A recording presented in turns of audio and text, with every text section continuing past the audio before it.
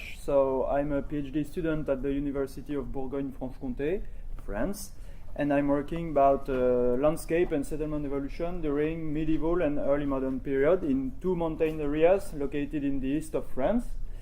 And I will logically today focus on the landscape and settlement evolution during the 16th century. So my PhD work began in 2015, and its aim was to integrate the results of several archaeological researches and of several paleoenvironmental studies about Morvan and Jura mountains in the eastern France, and to cross these results with the archives that are available for medieval and modern periods in these areas. So, to describe briefly the geographical context, the first studied area is Jura mountain on the border between France and Switzerland, and I'm more specifically working on the central part of this mountain with two main geographical areas. On the west, an area of plateau between 400 and 900 meters high. It's the flatter and lower part. And along the border, the Swiss border, there is the haute chaîne between 800 and 1400 meters high, so more hilly. On the other side of the Saône Valley, in the center of Burgundy, we'll find the mountain of Morvan, which is my second study area. And I work on the southern part of this mountain with two main geographical areas: the high Morvan, between 300 and 900 meters high, more hilly, and a plain at the foot of this mountain, the Val d'Arroux. Then you can see there are a great variety of landscapes that evolve differently in both areas, but most of them are characterized by pastures and forests. So from a tourist point of view, it's very nice. From an archaeological point of view, it's quite difficult to survey. And then both areas were traditionally seen as wild and inhospitable mountains, wood, and only cleared and inhabited after the classical Middle Ages. So it's true that we have very few written documentation before the 12th century, and that archaeological evidences were quite rare until recently. But now we have the opportunity to cross paleoenvironmental studies and recent archaeological surveys, and we can see that there are occupation before classical Middle Ages. So it's the aim of my work to revise this old view of the evolution of land use in these two mountains. So I'm working on three types of data: the results of around 16 palynological and sedimentological studies, a lot of medieval and modern archives, and a lot of archaeological data such as architectural remains, LiDAR survey, and the results of two field survey programs. Then I try to put everything in a single database and in a geographical information system. We are doing, within the framework of the several research program, fieldworks to precise archaeological dating about several sites. And then I try to cross these different data sets geographically and chronologically in order to describe likely connections between the different data sets, but most of the time inconsistencies, because we don't see the evolution of landscape in the same way if we are looking through palynology or through archives or through archaeology, unfortunately. This crossing of data is working more or less well according to the period we are studying. Before the 12th century, it's quite difficult because we have few written documentation and few archaeological knowledges, as you can see on the first map. We know very few settlement points for the 10th century, for example, in central Jura here. But it works well for the later centuries, and especially for the period between the 15th century and the 17th century, for which we have a lot of written documentation, the first numberings of population, a signal account box, the first survey plans and maps, better archaeological knowledges also, and so we have a lot of data to cross with paleoenvironmental studies and to follow the many changes that are happening in this region during the 16th century, in land use, in economy, in rural economy, and so on. Briefly, for the historical context, during the 16th century, South Morvan is belonging to the Duchy of Burgundy, which was annexed to the Kingdom of France since 1477. And for the feudal geography, the area is divided between, in the north, with the red stars, big castellanes belonging directly to the king estate and leased to bourgeois families. And in the south, there are a lot of small seigneuries belonging to local lower aristocracy, with a lot of late medieval and early modern manors, as you can see an example on the slide. Jura is belonging, the other mountain, is belonging to the county of Burgundy, which is a part of the early Germanic Empire during the 16th century. And the area of central Jura is divided between several monastic estates for the mountainous part and several big castellanes for the plateau, belonging to great aristocratic families from the county of Burgundy.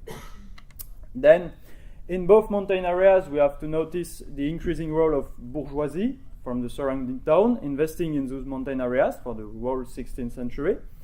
And another one difference will be that the 16th century is an era of peace for the county and the Jura, while in Burgundy there is a strong impact of the wars of religion between 1560 and 1590.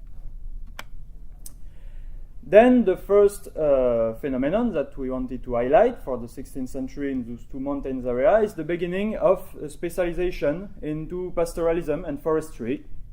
While Middle Ages is characterized mainly by agricultural activities and subsistence activities, for the 16th century we can see in Morvan a strong increase of firewood export toward Paris, a city which is growing very fastly at this time, and consuming more and more firewood, and in fact consuming all the forests of Morvan.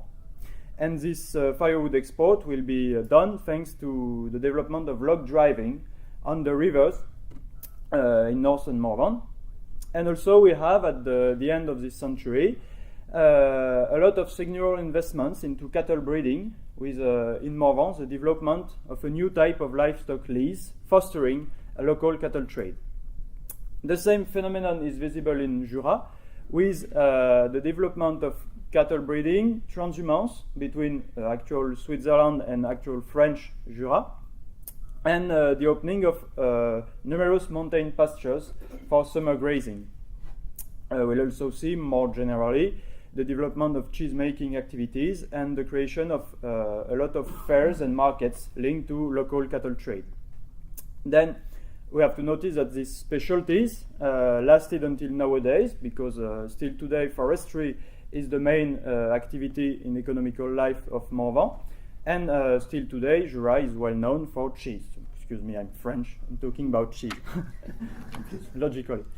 This economical development will also be concerning pre-industrial structures, with in Morvan the development of glass factories, because of the big quantities of firewood that are available in the area. And in Jura, as you can see on the map, the creation of several iron smelting furnaces and iron ore mines, and of a lot of water mills, with paper mills and sawmills everywhere, even in the higher part of the territories. So during the whole 16th century. As you can guess, enormous quantities of firewood will be consumed by these activities, glass-making activities, metallurgy, and wood export. These needs will be accumulated with the consumption of firewood and building timber by the local population, and all the forests are also used as woodland pastures. So you can imagine that this will lead to a very strong and unprecedented deforestation in both mountain areas. Deforestation that we can see through written documentation, with the first conflict about wood consumption between the lords and the local communities, and with the first attempt to protect some parts of the forest. Then this deforestation is also visible in the palynological diagrams, and so we have several studies on central Jura, and we have a 20% average decrease of tree pollen percentage in every palynological diagram. And it's the same fact in Morvan, with a 15% average decrease of arboreal pollen. So a really clear phenomenon. Then last point is the settlement pattern evolution. This specialization and this economical development will be followed by the creation of numerous hamlets. So as you can see here in Morvan, the settlements was already really scattered at the end of Middle Ages, as you can see with the black points that are the settlement points numbered in the first numbering of population that we have for this region in 1475. But new small hamlets and isolated farms are created during the 16th and the 17th centuries. And this evolution is increasing during the 17th and the 18th centuries. And you can see with new settlement points created even in the higher part of Morvan. The same phenomenon is visible in Jura, but not in the plateau areas where the settlement stays nucleated, but in the high mountain part, with the creation of numerous mountain scattered settlement points, farms or small hamlets, built for permanent or seasonal occupation and linked to the exploitation of mountain pastures and with summer grazing.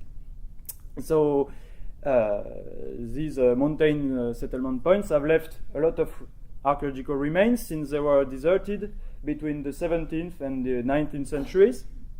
A lot of non-studied archaeological remains, but really easily spotted on the LiDAR surveys that we have for this region, as you can see here, with free houses and a lot of field boundaries and cisterns everywhere around. And you can see what it looks like under the forest.